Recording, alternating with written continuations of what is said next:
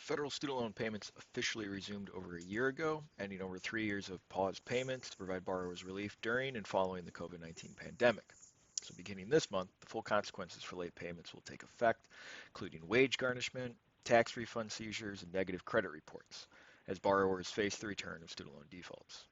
So let's take a look at these defaults in 2025 in this edition of ION News.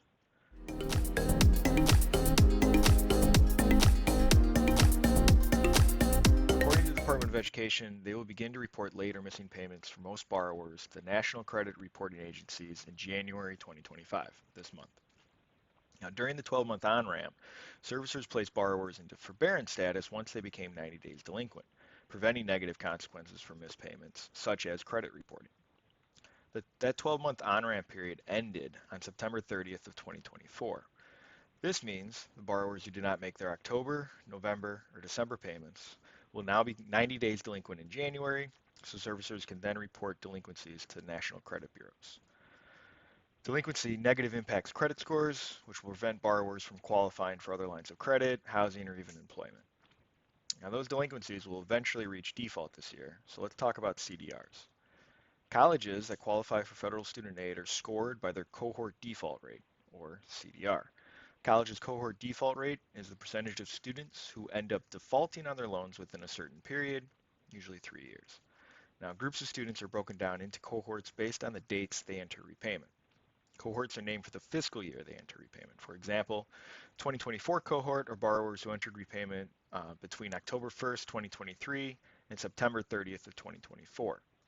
Now, the 2024 cohort, the CDR rate will be calculated based on the percentage of borrowers who default within 3 years of entering repayment. Now, default occurs after 270 days of missed payment, so that can happen this year, probably around September. Now, colleges have enjoyed several years of 0% CDRs, since the 2020, 2021, and 2022 cohorts couldn't default during the 3-year COVID payment pause or the 12-month on-ramp period. However, some of the 2023 cohort and definitely the 2024 cohort will see a rise in CDRs. So imagine a typical student loan borrower who entered repayment last year during the on-ramp period. That borrower has likely heard about student loan forgiveness, is unsure if they qualify, unsure about how to manage their repayment, especially with the SAVE income-driven repayment plan being launched, then blocked, and other IDR plans being re-released. And the new incoming administration is likely to bring even more chaos and confusion.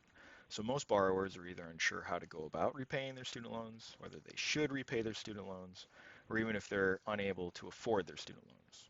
That's why a default aversion plan is so critical this year for colleges. Student loan borrowers will reach default by September of this year, which gives colleges time to step up their default aversion plans before it's too late. A good default aversion plan should include clear and consistent communication.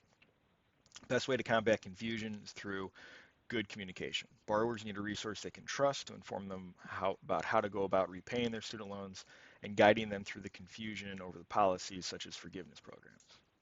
They also should have access to income-driven repayment applications. IDR plans are still the easiest way for borrowers to afford their monthly payments.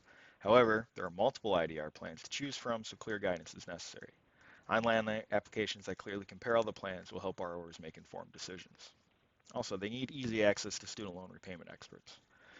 Federal student loan servicers are doing everything they can, but consider their limitations. Nelnet has only a couple of thousand agents to support a portfolio of over 15 million student loan borrowers. Wait times can get very long.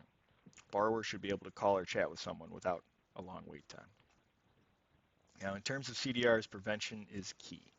Partner with iIntuition today to put your student loan default aversion plan in place.